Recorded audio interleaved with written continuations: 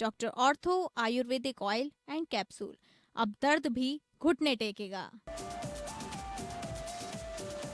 UP विधानसभा में सपा के हंगामे की वजह से नहीं हो सकी अनुपूरक बजट पर चर्चा।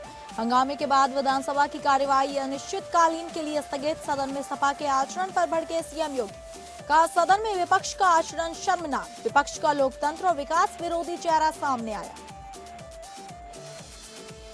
जनेश्वर मिश्र की जयंती पर समाजवादी पार्टी का ब्राह्मण पॉलिटिक्स। लखनऊ के सपा ऑफिस में ब्राह्मण सम्मेलन आयोजित। कई ब्राह्मण चेहरे मंच पर रहे मौजूद। ब्राह्मण सम्मेलन में अखिलेश ने भरी हुंकार।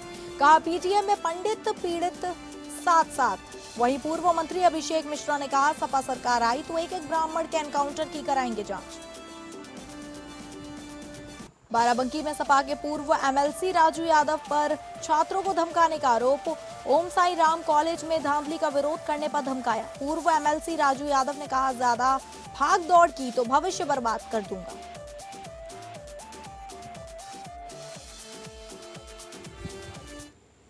नमस्कार, बड़ी खबर के साथ मैं हूं डॉक्टर प्रसून। डिजिटल इंडिया की इस चमचमाती क्रांति में आपका स्वागत है, जहां आपके खाते में गाढ़े पसीने से जमा किया गया पैसा एक अनजान वीडियो कॉल पर सेकंडों में गायब हो जाता है। हद तो यह है कि बिना किसी कानून, बिना किसी अदालत, बिना किसी जेल के फर्जी वर्दी पहने साइबर ठग आपको घर बैठे डिजिटल अरेस्ट कर लेते हैं और हमारे आधुनिक बैंक हाथ पर हाथ धरे बैठे यह तमाशा देख रहे होते हैं। ऐसे ही साइबर फ्रॉड के मामलों पर सुनवाई करते हुए सुप्रीम कोर्ट ने इस पूरे खेल की मुख्य जड़ म्यूल अकाउंट्स को, यानी भाड़े के अकाउंट्स को बताया है और उसके कार्यप्रणाली से पर्दा उठाया है। आपको बता दें कि सर्वोच्च अदालत सुप्रीम कोर्ट ने टिप्पणी की है कि बिना ठोस केवाईसी या बिना शुरुआती संदिग्ध गतिविधि पकड़े लाखों भाड़े के बैंक खाते देश में संचालित किए जा रहे हैं। अपराधी गरीबों और लालच में आ गए लोगों के खातों का इस्तेमाल ब्लैक मनी को रिफाइन करने के लिए पाइपलाइन की तरीके से कर रहे हैं। सुप्रीम कोर्ट ने साफ निर्देश दिए कि अगर किसी खाते में अचानक संदिग्ध या सामान्य ट्रांजैक्शन हो तो बैंक अपनी आंखें मूंद कर नहीं बैठ सकते। साइबर अपराधी आम लोगों को डरा धमका कर म्यूल अकाउंट्स यानी फर्जी या किराए के बैंक खातों के जरिए देश का पैसा धड़ल्ले से विदेशों में ट्रांसफर कर रहे हैं। सुप्रीम कोर्ट ने भारतीय रिजर्व बैंक को साफ निर्देश दिया है कि वह इन संदिग्ध या भाड़े या किराए के अकाउंट को तुरंत रोकने और इनकी पहचान करने के लिए एक सख्त एसओपी जारी करे। सुप्रीम कोर्ट ने सबसे महत्वपूर्ण निर्देश केंद्र और राज्य सरकारों को दिया है। सुप्रीम कोर्ट ने सरकारों को एक ऐसा कानूनी और प्रशासनिक ढांचा तैयार करने का आदेश दिया है जिससे साइबर फ्रॉड का शिकार हो रहे निर्दोष नागरिकों के नुकसान की भरपाई या कहा जाए मुआवजा सुनिश्चित किया जा सके। अदालत ने केवल ठगों को पकड़ने की बात नहीं की है, बल्कि केंद्र और राज्य सरकारों को भी आदेश दिया है कि वे नागरिकों की मुआवजे के लिए एक मजबूत लीगल फ्रेमवर्क तैयार करें जो अपनी जीवन भर की कमाई इन ठगों के हवाले कर चुके हैं। सुप्रीम कोर्ट का यह हंटर उन बैंकों के लिए एक कड़ा सबक है जो बिना पूरी जांच पड़ताल के ऐसे फर्जी खाते खुलने देते हैं।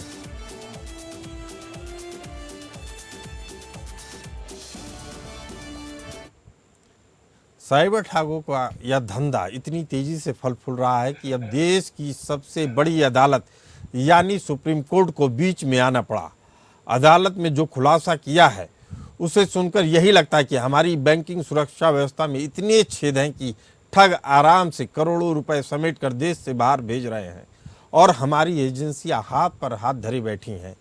हालांकि केंद्र सरकार ने कोर्ट को बताया कि वे हाथ पर हाथ धरे नहीं बैठे हैं, बल्कि उन्होंने डिजिटल डाकुओं की घेराबंदी के लिए एक पूरा चक्रव्यूह तैयार किया है। आपको बता दें कि सुप्रीम कोर्ट के सख्त निर्देशों से पहले केंद्र सरकार के गृह मंत्रालय और I4C यानी Indian cyber crime coordination centre ने कोर्ट में अपनी विस्तृत स्टेटस रिपोर्ट पेश की। केंद्र सरकार ने बताया कि कोर्ट के पिछले आदेशों के बाद एक विशेष अंतर विभागीय समिति बनाई गई जो बैंकों, आरबीआई और जांच एजेंसियों के बीच तालमेल बिठा रही है।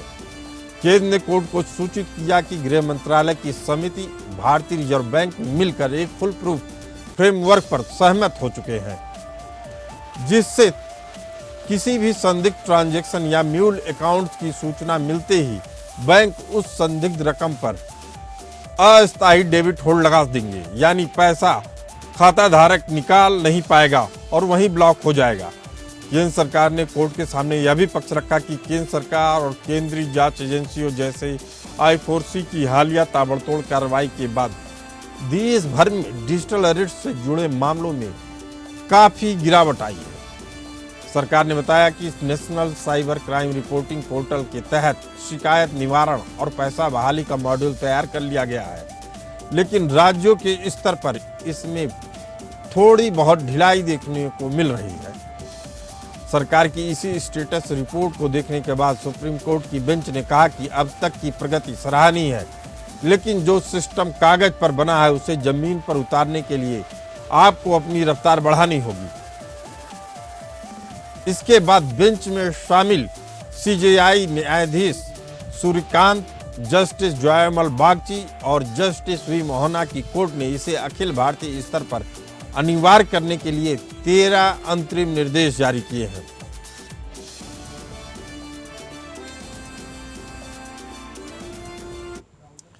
सुप्रीम कोर्ट ने साइबर फ्रॉड और डिजिटल अरेस्ट के मामलों पर सुनवाई करते हुए बैंकिंग सिस्टम की धज्जियां उड़ा दी हैं।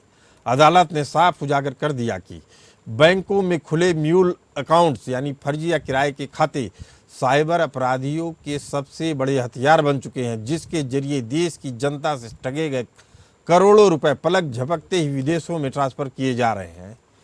इसी मुद्दे पर चर्चा करने के लिए हमारे साथ मौजूद हैं साइबर एक्सपर्ट पवन दुग्गल जी, अश्विनी राणा जी बैंकिंग एक्सपर्ट और अर्थशास्त्री मनीष गुप्ता जी। आप तीनों मेहमानों का बहुत बहुत स्वागत है। अश्विनी राणा जी, सुप्रीम कोर्ट ने पीड़ितों को मुआवजा देने का ढांचा बनाने का निर्देश दिया है, लेकिन क्या इस आर्थिक नुकसान की भरपाई का बोझ करदाताओं के सिर पर पड़ना चाहिए या लापरवाही बरतने वाले वाणिज्यिक बैंकों और टेक प्लेटफॉर्म पर भारी पेनाल्टी लगाकर वसूला जाना चाहिए? अश्विनी राणा जी। देखिए, दो बातें हैं। एक बात आप कह रहे हैं कि भाई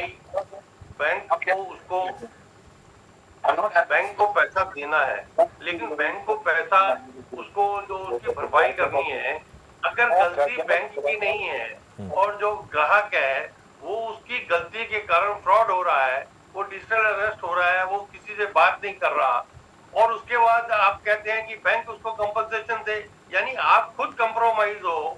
हाँ, बैंक की नहीं है, अगर गलती की है, बैंक के सिस्टम की गलती है, तो निश्चित रूप से बैंक को उसको पैसा देना ही चाहिए। मैं दो बातें कहता हूँ कि भैया इसकी शुरुआत कहाँ से होती है। सबसे पहले जो खाता खुलता है, जो म्यूल अकाउंट की बात हो रही है, खाते ड्यू डिलिजेंस के साथ नहीं खुलते, और खाता खोलने के लिए एक आपको सिम चाहिए, सिम पटरी पर मिलता है, तो ड्यू डिलिजेंस कहाँ है?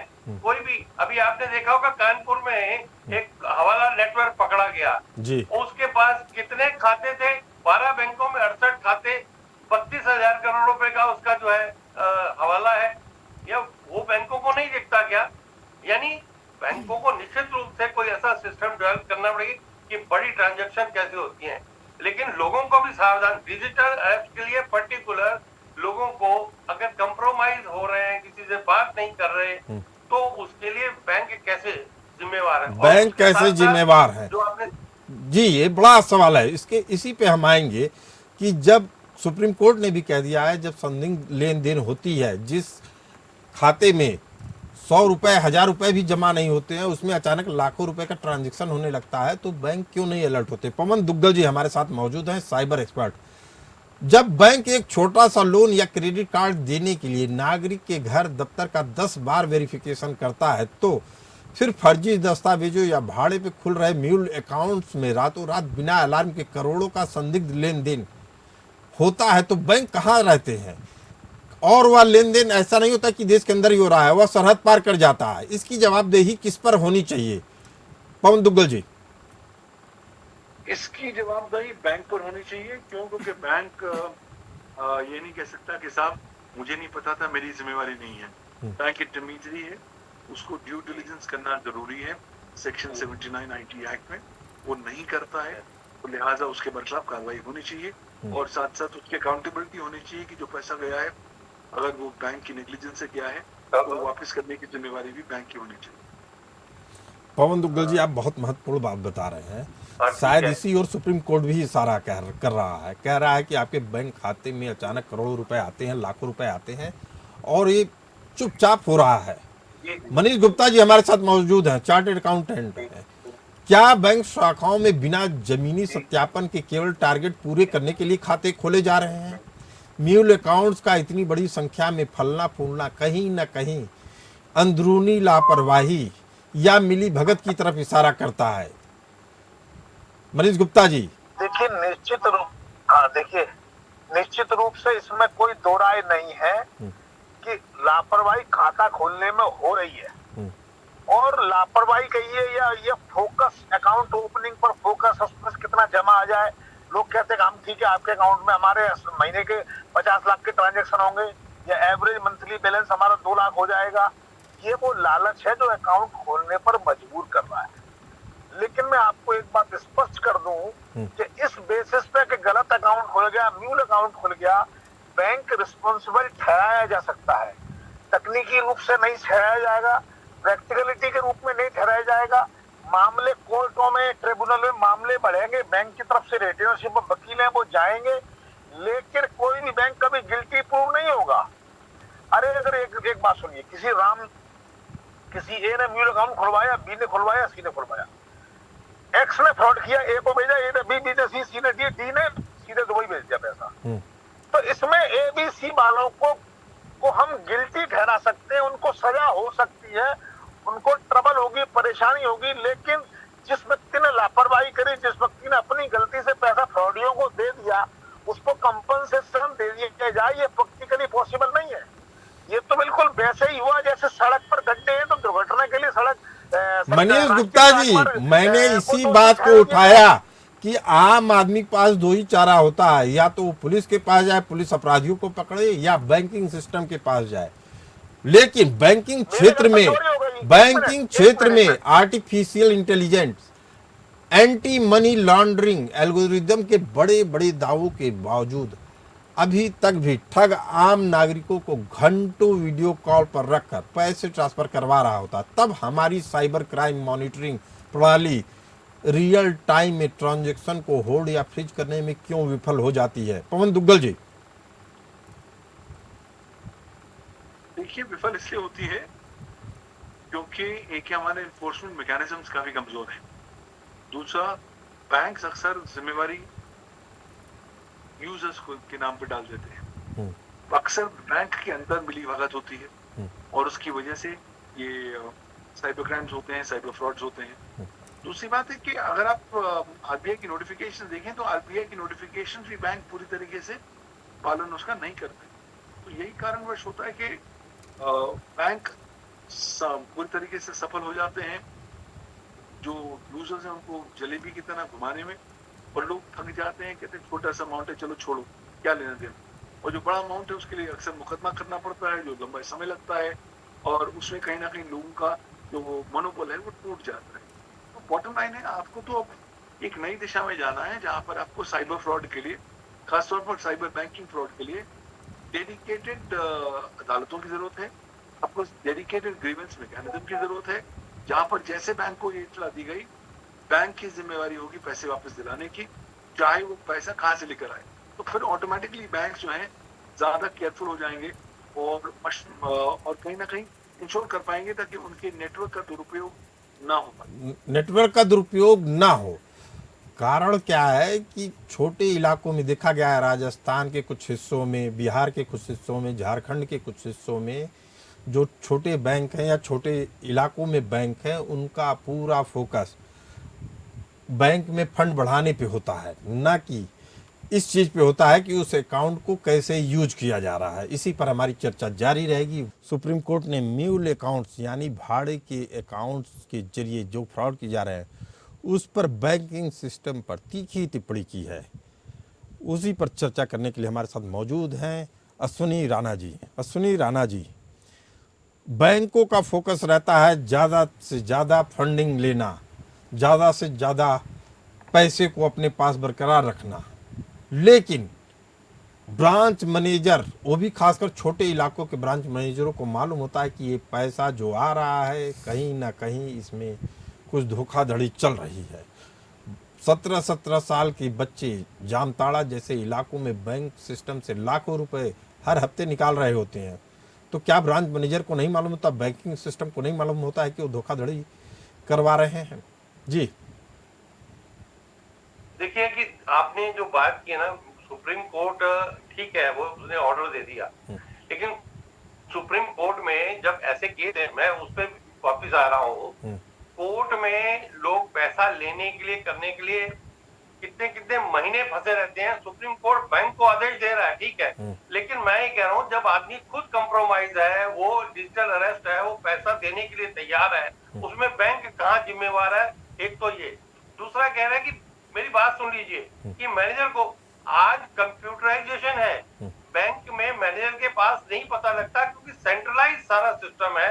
पैसा जब ट्रांसफर होता है तो उसके पास मैनुअल कोई एंट्री नहीं आती है, वो सेंट्रल के सर्वर के ऊपर सारी एंट्रीज जो है वो इधर से उधर जो शिफ्ट होती हैं। उसके लिए सेंट्रलाइज सिस्टम जो है वो होना चाहिए। हाँ, खाते गलत तरीके से खुलते हैं क्योंकि दबाव होता है बिजनेस को बढ़ाने के लिए खाते, तो इसलिए खाते खुलवा दिए जाते हैं और कुछ खुलवाए जाते हैं और कुछ जो बीसी मॉडल है, एजेंट के थ्रू है, वो खाते जो है सब उसके अंदर फ्रॉड होता है।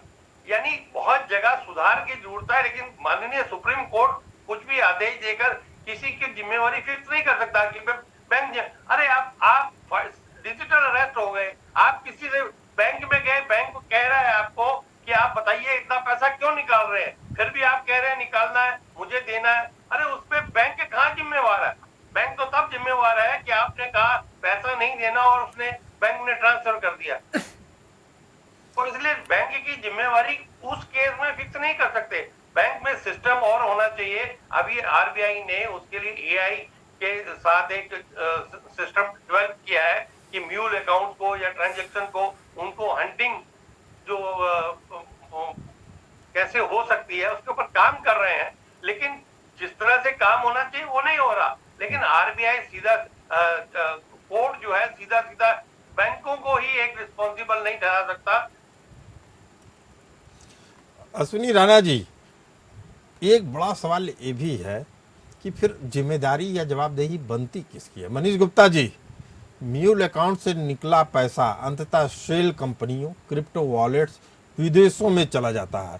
ये बिना चार्टेड अकाउंटेंट के, बिना वित्तीय विशेषज्ञ के, फाइनेंशियल एक्सपर्ट के संभव नहीं होता है। क्या हमारी केंद्रीय एजेंसियां केवल बैंक खातों को फ्रीज करने तक सीमित हैं या सीमा पार वित्तीय अपराधों को रोकने के लिए कोई प्रभावी अंतर्राष्ट्रीय समन्वय मौजूद है? जी, मैं सरासर आपकी बात का कड़ा विरोध करता हूं। किसी वित्तीय विशेषज्ञ की जरूरत नहीं होती। जो फ्रॉडी हैं उनको कुछ नहीं पता, ना उन्हें कुछ करना होता। उन्होंने तो भाड़े का अकाउंट दिए, वहां पैसे डाले, वहां से दूसरे में डाले, दूसरे से तीसरे में डाले, वहां से ट्रांसफर कर दिए। इसमें क्या चार्टर्ड अकाउंटेंट का रोल है? ऐसे तो मैं ये कहूँ कि हर अपराध के पीछे वकील का रोल है क्या? ऐसे नहीं हो सकता। ये कहना सरासर, मैं समझता हूँ चार्टर्ड अकाउंटेंट का नाम लेना ठीक नहीं है। नहीं मनीष गुप्ता जी, मेरी बात आप समझिए, मैं क्या कह रहा हूँ।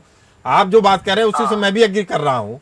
आखिर कहीं ना कहीं एक नेक्सस है ना, जिसमें कोई ना कोई उनको सलाह दे रहा है। ऐसा नहीं हो सकता है आप सलाह देने की जरूरत नहीं है। चार्टर्ड नहीं। सेल कंपनियां बनाई जाती हैं, सुन लीजिए, सेल कंपनियां बनाई जाती हैं तो कौन बनाता है? क्रिप्टो वॉलेट्स में पैसे ट्रांसफर हो रहे हैं। जी, एक मिनट सुनिए, क्रिप्टो वॉलेट में पैसा ट्रांसफर कर रहे हैं, चार्टर्ड अकाउंटेंट का कोई रोल नहीं है, स्पष्ट रूप से कोई रोल नहीं है। शेल कंपनी क्या होती है? शेल कंपनी सीए क्या करता है?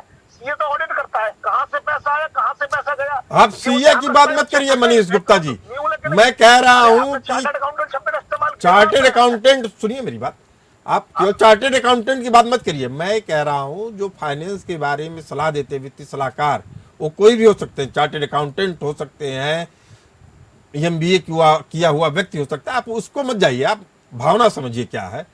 कहा जा रहा है कि ये जो पैसा अंततः जाता है, मैं ये कह रहा हूं कि केंद्रीय एजेंसियां केवल बैंक खातों को फ्रीज करके ही सीमित है या सीमा पार वित्तीय अपराधों को रोकने के लिए कोई प्रभावी अंतर्राष्ट्रीय समन्वय मौजूद है? ये पूछना चाह रहा हूं आपसे जी। देखिए, सबसे बड़ी समस्या ये है कि हमारी जुडिशरी इस मामले में इतनी स्लो है कि निर्णय ले नहीं पाते, निर्णय हो ही नहीं पाते। आप देखो, बात हमारी शुरू हुई थी कि जो जिस बंदे की ठगी हुई है उसको क्या कंपनसेशन मिले। मेरे घर में चोरी हो गई, मेरी कोई गलती नहीं है, मेरा 1 करोड़ का नुकसान हो गया, कौन जिम्मेदार है?